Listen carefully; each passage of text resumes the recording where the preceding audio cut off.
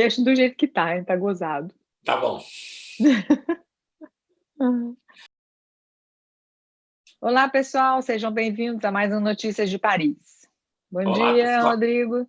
Quá? Olá.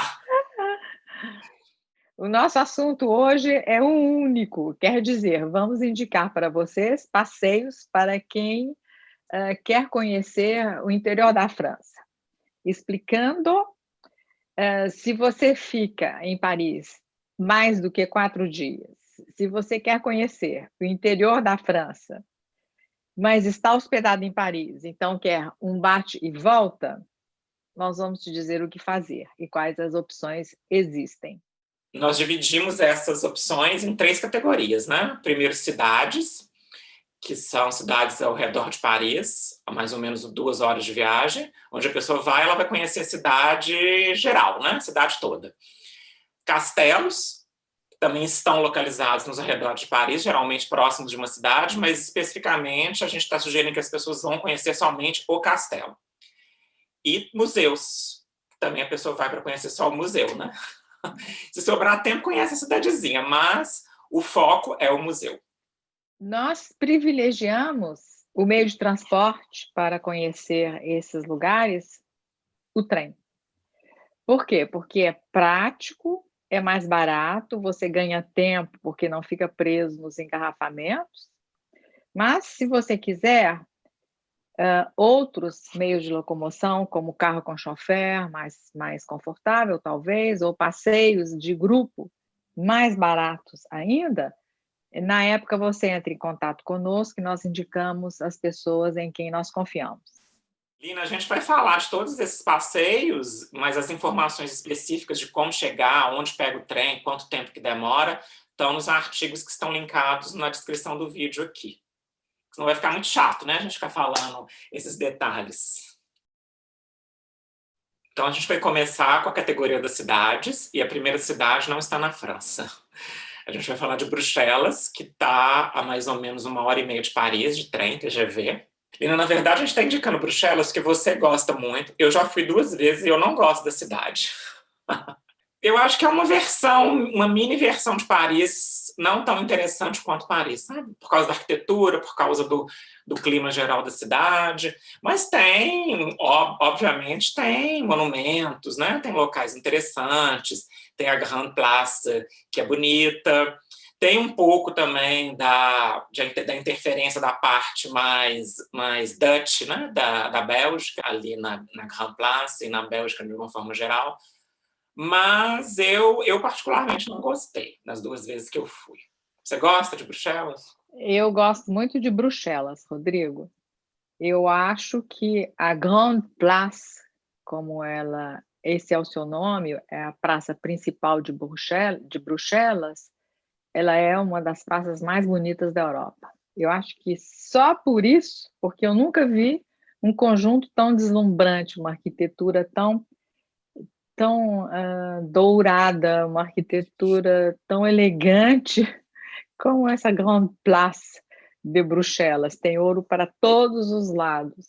E o momento principal para visitarmos a Grande Place, eu cheguei de manhã, fui à Grande Place, mas eu sabia que o momento principal era o acender das luzes, quer dizer, no final da tarde. Então, olhei, fiz uma pesquisa, qual o momento do entardecer, e voltei para ver o acender das luzes. E realmente eu não me esqueço desse momento. Eu acho que vale a pena, pela Grande Place, pelas Galeries Saint-Hubert, que é também um conjunto arquitetônico deslumbrante, e pelo ambiente da cidade, sabe? Ficar lá, andando para lá e para cá e comendo fritas.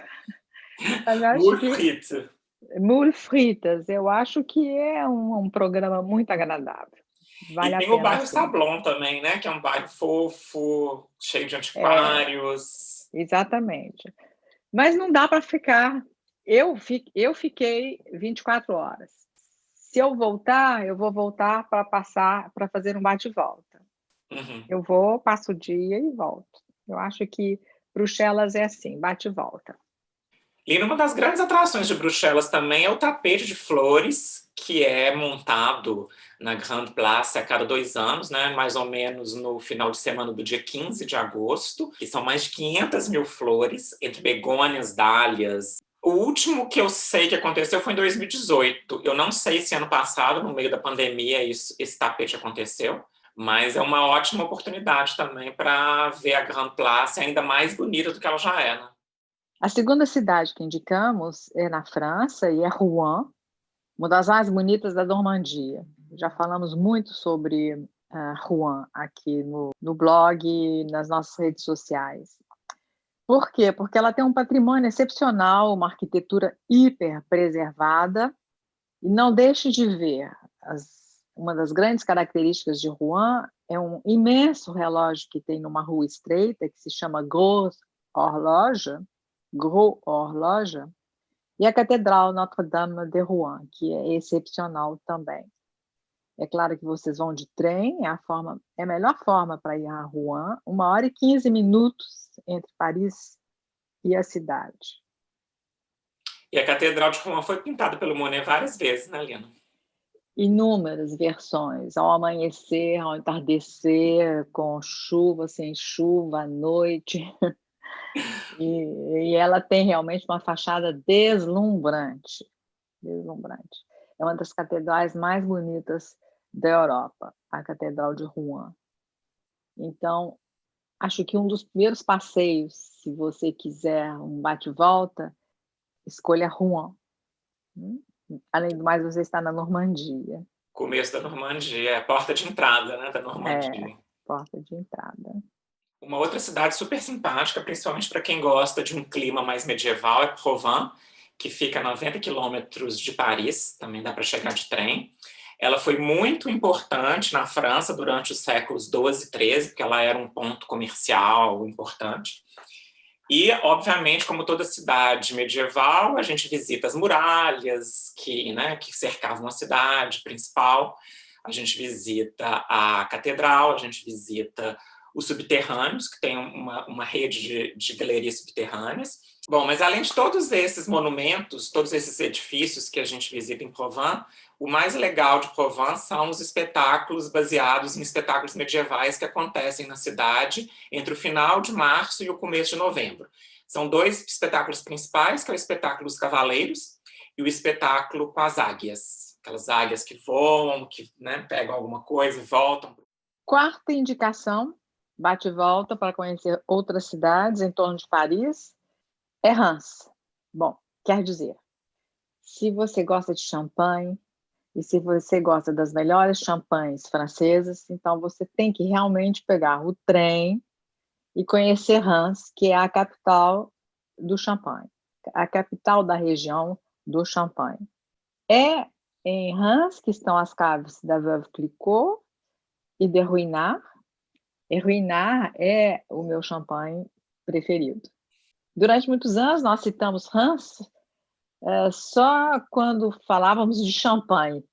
Aí um dia um leitor perguntou, mas então, e a arte, e a catedral, e a história da cidade? Aí nós acordamos e disse, é mesmo, vergonha. Além de champanhe, vocês devem visitar a Catedral de Reims. Ela é deslumbrante, ela é famosa pela arquitetura e pela sua história, Rodrigo vai explicar daqui a pouco, e ela possui um acervo de esculturas que a tornaram famosa. São 2.303 esculturas ao longo da fachada da catedral, e uma delas é muito conhecida porque é o Anjo Risonho, é a única estátua que está sorrindo, né? Todas as outras estão sérias, com a cara fechada. Dizem que é a única estátua de anjo sorridente, que os anjos normalmente não são sorridentes, e o anjo de Reims está realmente com um largo sorriso, bem evidente, não é um sorriso discreto, Mona Lisa, não, é bem evidente. Quase uma gargalhada. Quase uma gargalhada. Pois é, tem o Anjo Risonho, que é muito famoso, né? Acho que muita gente vai lá só para tirar uma foto do Anjo Risonho. E a Catedral de Reims, na verdade, ela é famosa porque 25 reis franceses foram coroados na Catedral de Reims. Não só por isso. Na verdade, muitos dos vitrais da Catedral de Reims foram destruídos durante a Primeira Guerra Mundial, então ela tem vários vitrais que foram refeitos no século XX por artistas do século XX, como Marc Chagall, por exemplo. Lina, mas já que a pessoa chegou em Reims, que é a capital de Champagne, tem que dar também uma chegadinha em Epernay, né? Que é a cidade que está do lado. Se quiser, não é, Rodrigo? A primeira vez que eu fui a Reims, eu fui realmente para conhecer a Cave da Ruinart, conhecer a cidade de Reims, a catedral, e deu um bate-volta perfeito. Quando eu fui a Reims, eu fui à catedral, eu fui à Cave da Veuve Clicquot, que é incrível, né? É como se fosse uma catedral subterrânea, né? Extremamente imponente. E foi só que eu fiz em Reims. Mas nós temos vários leitores que fizeram os dois passeios no mesmo dia, Reims e Epernay. Epernay está ao lado de Reims.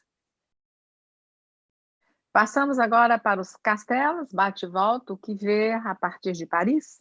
Sim, vamos falar dos castelos. O principal deles é Versalhes, né, Lina? O principal deles é Versalhes. Muitas vezes a gente considera que Versalhes é um passeio parisiense, não é? A gente não considera um passeio fora de Paris, mas podemos encarar também como um passeio fora de Paris. Porque eu não sei se as pessoas sabem que Versalhes, na verdade, não fica na cidade de Paris, né? Fica numa cidade próxima que se chama Versalhes. Que não se vai de trem, porque podemos ir de trem, mas tem um R, que é rapidíssimo e ele já para no centro de Versalhes, da cidade de Versalhes, e você caminha alguns passos, está diante da entrada principal do castelo. Então é como se você fosse num endereço um pouco afastado de Paris. Às vezes não incluímos, então, Versalhes nos nossos bate-volta preferidos, porque realmente ele está nas portas de Paris. E até porque Versalhes já está dentro dos roteiros das pessoas, né? Mesmo a pessoa que vem a Paris pela primeira vez, Versalhes já está incluído, né? Então, o primeiro castelo, para mim, seria Fontainebleau. Fontainebleau é um castelo muito especial. Já repetimos várias vezes, se considerarmos a decoração interna e o mobiliário, Fontainebleau é mais rico e mais bonito do que Versalhes. Então, Fontainebleau é uma cidade que está perto de Paris. Vamos de trem, descemos na estação de Fontainebleau. O caminho da estação até o castelo é agradável, uma curta caminhada, mas existe um ônibus, para aqueles que não quiserem caminhar nada, existe um ônibus que fica fazendo a trajetória entre a entrada do castelo e a estação de Fontainebleau. E quando visitei Fontainebleau pela primeira vez, eu fiquei um pouco decepcionada na entrada, porque Versalhes é tão imponente a entrada, os portões dourados, os jardins, não é? O exterior de Versalhes é deslumbrante. Então eu sabia que Fontainebleau era um castelo muito importante, muito bonito. Então, quando eu cheguei, eu fiquei, sabe, fiquei meio decepcionada, mas na hora que eu entrei, aí eu entendi. Quando eles dizem que é o único castelo francês que foi imperial, que foi habitado durante 7 séculos. Nenhum castelo foi habitado durante 7 séculos dessa maneira, um castelo imperial, estamos dizendo, hein? Não estamos falando de castelos privados.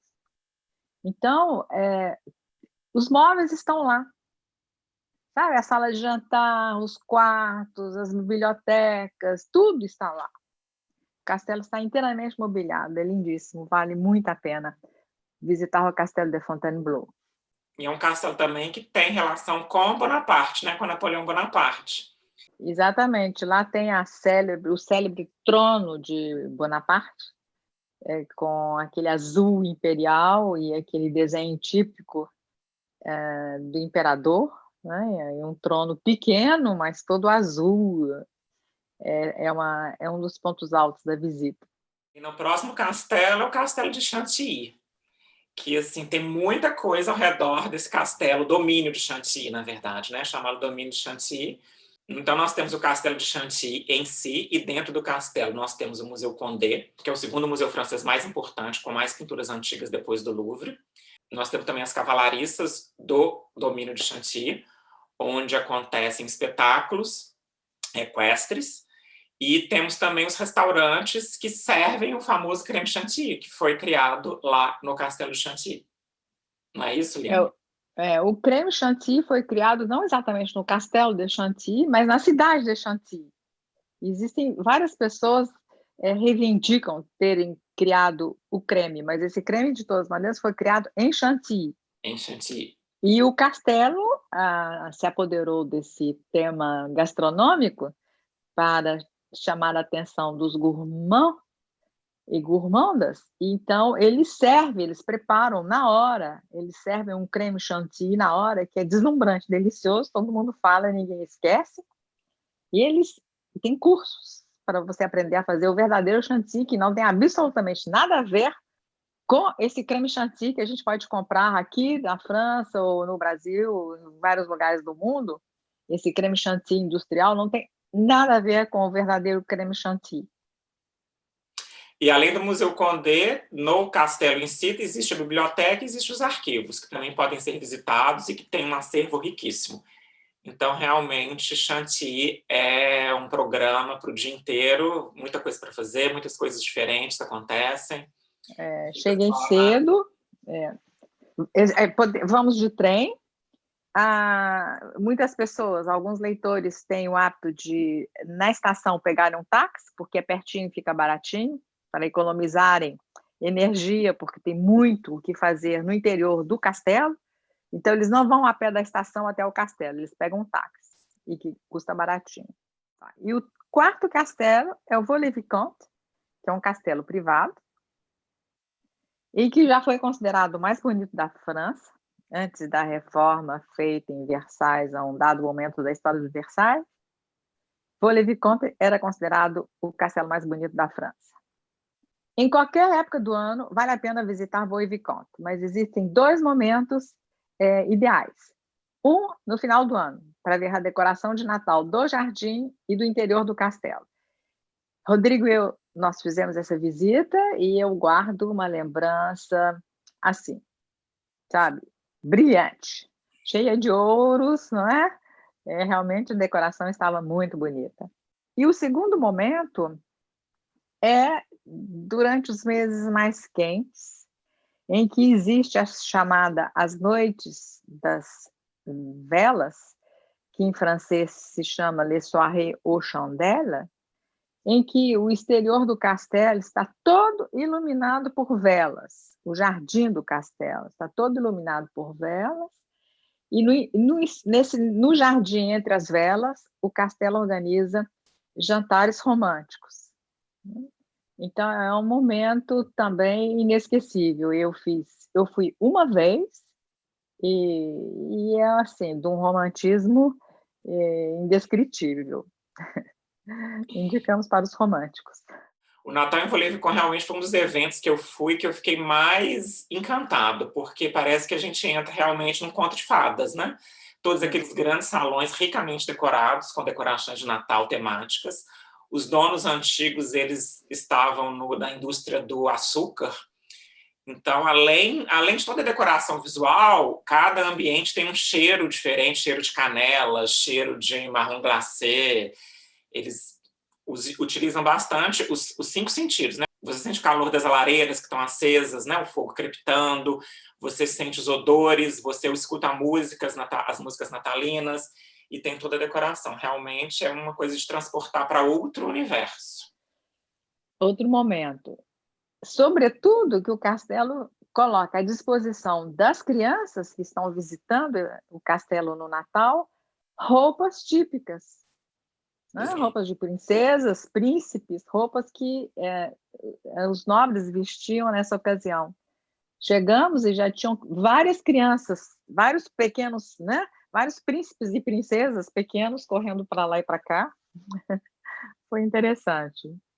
E a gente visita também as partes que não estão decoradas, principalmente a cozinha, que eu acho mais impressionante de tudo é visitar a cozinha. Como a escala que era uma cozinha, o tamanho das lareiras onde eram colocados os fogões, onde as pessoas faziam a comida.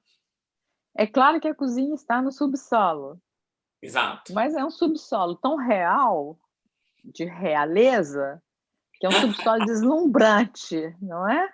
Não é aquele subsolo sombrio e úmido, não. É um subsolo iluminado, aquelas panelas imensas de cobre, milhares de panelas de cobre penduradas na parede. Realmente é um subsolo especial. Vale a pena, Rodrigo tem razão, visitar a cozinha. Agora vamos citar 2 museus que estão fora de Paris. Um deles é para quem gosta de cerâmica, de porcelana, para aquelas pessoas que querem sair e entrar um pouco na história passada francesa. Eu estou falando da Cité de la Céramique de Sèvres et de Limoges, que é a cidade da cerâmica de Sèvres e de Limoges. O local do museu conta a história do ateliê de porcelana aberto por Madame de Pompadour, que foi a favorita de Luís XV, foi a amante de Luís XV. Esse ateliê da Madame Pompadour foi transferido mais tarde para a cidade de Sèvres, e aí eles criaram um museu. Eu não sou eu gosto de porcelana e cerâmica, mas não é a minha atração, uma das minhas atrações principais. Eu fui realmente porque eu sou curiosa por natureza e achei uma viagem deliciosa e o museu é muito bonito. Ele apresenta peças de cerâmica e de porcelana de vários países do mundo, de várias épocas, sabe, do passado, bem longínquo, até ceramistas hoje, artistas contemporâneos.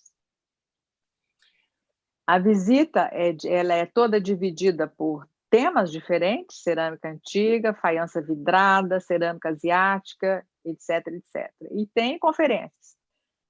Para aquelas pessoas que ficam aqui em Paris 1 mês, 2 meses, que alugam um apartamento, que gostam de cerâmica, saibam que existem grupos de trabalho, que você pode fazer um grupo de trabalho, como você pode seguir um curso de cerâmica na Cité de la Céramique et de Limoges de Sèvres.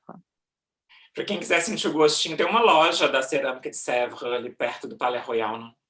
Tem, exatamente. Tem aquele café hiper conhecido na esquina, como é que se chama? O Café Kitsune. O Café Kitsune, e à esquerda do Café Kitsune fica a pequena loja desse museu, que tem sempre exposições, algumas poucas obras, porque o espaço é pequeno, de artistas contemporâneos. Eu sempre passo e dou uma olhada. Ir à Cité de la Céramique é hiper fácil, porque você vai de metrô. Você pega a linha 9 e desce na estação Pont de Sèvres, pronto, chegou. Atravessa o Rio e chegou. É praticamente um subúrbio de Paris. Subúrbio de Paris. Lina, você sabe que o meu sonho é ter aquela xícara que foi feita tendo como base o seio da Maria Antonieta, que vem num pedestal, mas assim, só depois de ganhar na Mega Sena. Tem que ganhar na Mega Sena mesmo, porque eu fui com a intenção de comprar uma pequena lembrança. Então, eu cheguei na loja do museu, sabe, vou comprar uma lembrancinha, mas não existe. Existe lembrancinha em termos de proporção, mas não tem nenhuma lembrancinha em termos de dinheiro, entendeu?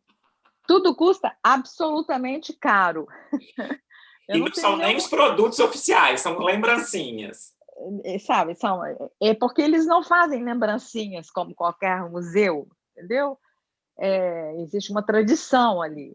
Então, o que eles vendem são as peças fabricadas por eles. Entendi. Então, vende a sua taça de champanhe, que teve por molde... É uma xícara. Chama taça, não é uma xícara, mas eu acho que você pode tomar o que você quiser ali dentro, né? Toma se quiser. Então, tem qualquer coisa custa uma fortuna. Comprarei ainda. Um dia. Um dia. Terei coragem. Lina, indo para o lado oposto, em termos de produtos, temos o Museu do Espaço, do Ar e do Espaço. Exatamente. Que eu visitei, eu e Albi, minha cara metade, nós visitamos com os nossos 2 netos quando eles eram pequenos. Passamos o dia inteiro lá. Eu fui assim, obrigação de avó, né? Tem que ir. E o marido queria ir também. Cheguei lá, eu que gostei mais. Mais do que eles? Adorei, adorei tudo. Adorei entrar de. Eu nunca tinha entrado num Concorde e não entrarei nunca mais, porque não existe mais. Eu ficava debaixo, assim, sabe? Às vezes eu estava no Rio e ficava vivendo Concorde, aterrissar, e eu ficava. Porque uma vez eu estava perto da Ilha do Fundão e de repente o Concorde passou e eu fiquei tão deslumbrada com a elegância desse avião e eu entrei no Concorde desse museu. Então é o Museu do Ar e do Espaço, com peças deslumbrantes. As principais peças construídas dentro dessa área estão lá. Tem protótipos, tem reais que foram comprados. Durante a pandemia, eles fizeram uma vasta reforma, acabei de ler, e compraram aviões raríssimos que foram importados da Rússia, dos Estados Unidos, não sei de onde. Então, tem aviões de carreira, como tem aviões de guerra, aviões famosos. E para quem gosta do tema, o museu é muito interessante. Lina, eu não entendi. Dá para a gente entrar dentro do Concorde, do avião Concorde? Dá. Vários aviões estão lá abertos, e você faz a fila e entra no avião, e você percorre o avião sozinha, sabe? E sai do outro lado. Você percorre aviões de guerra, você entra no Concorde,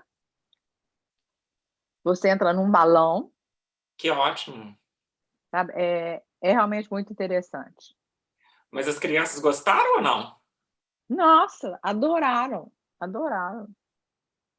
Se eu gostei, você imagina elas, porque tem simuladores de voo, tem toda uma área com simuladores de voo. Arrancá-los do simulador de voo foi realmente um problema grave. Você fica lá levando solavanco. Eles adoraram, adoraram. Lina, dentro dessa ideia de construir uma extensão de um museu famoso numa cidade não tão conhecida, não tão famosa, não tão popular, como foi o Museu Guggenheim na cidade de Bilbao, o Louvre fez uma filial na cidade de Lens, no norte da França, né? Que é uma cidade que fica mais ou menos 1h15 de TGV de Paris. Você já esteve lá? Já. Eu fui com amigos queridos brasileiros e gostei demais. A gente tem que pegar um TGV, não é mais um trem, é um trem de alta velocidade, que é o trem que vai de Paris a Dunkerque, mas em 1h10 você chegou na estação de Lens. E da estação de Lens até o museu são 1,5 km só. E tem um ônibus gratuito que faz a navette. Então, nós pegamos um ônibus. E o passeio é muito bonito. É bonito por quê? Porque o projeto arquitetônico do Louvre Lens é deslumbrante. É um grande espaço, todo em vidro, todo transparente, todo integrado num imenso parque rodeado por verduras. Não, integrado num imenso parque rodeado por plantas, gramas, árvores. E ele tem uma grande sala de exposição. Não existem pequenas salinhas com temáticas. É um grande espaço, imenso espaço, de 3.000 metros quadrados, com 250 obras espalhadas, que contam a evolução da história da arte. É um projeto que me impressionou muito. Nesse mesmo espaço, você vê a evolução, sabe, da arte dos primeiros tempos até a arte contemporânea. E foi tudo muito bem feito.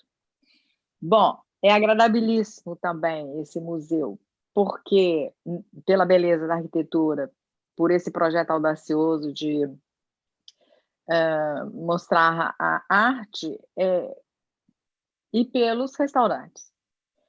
Eu não sei se o restaurante vai sobreviver à pandemia, mas na frente do museu Tinha o restaurante gastronômico do museu, então a viagem era perfeita, você sai daqui, visita o museu e depois você almoça, ou você sai, almoça, chega lá na hora do almoço, em seguida visita o museu e volta. Uhum. Quer dizer, uma visita, não é? Cultura associada à gastronomia, prazeres visuais com prazeres gastronômicos, a visita fica completa. Então, e nós fizemos isso e gostei demais. Mas repito, eu não sei se quando a pandemia passar, se o restaurante estará aberto e eu na época era um chefe, eu não sei se vai ser o mesmo chefe ou não. De todas as maneiras, se o restaurante não existir, a lanchonete do museu é excelente também. Eles têm um cuidado, pelo menos tinham na época que fui, um cuidado especial com os produtos que eram oferecidos e vendidos. Eu voltaria eu faria esse bate e volta de novo com muito prazer, Para nossa lista. para nossa lista. Bom, terminamos por hoje. Até a próxima. Até a próxima, pessoal. Comentem, compartilhem, curtam. Tchau.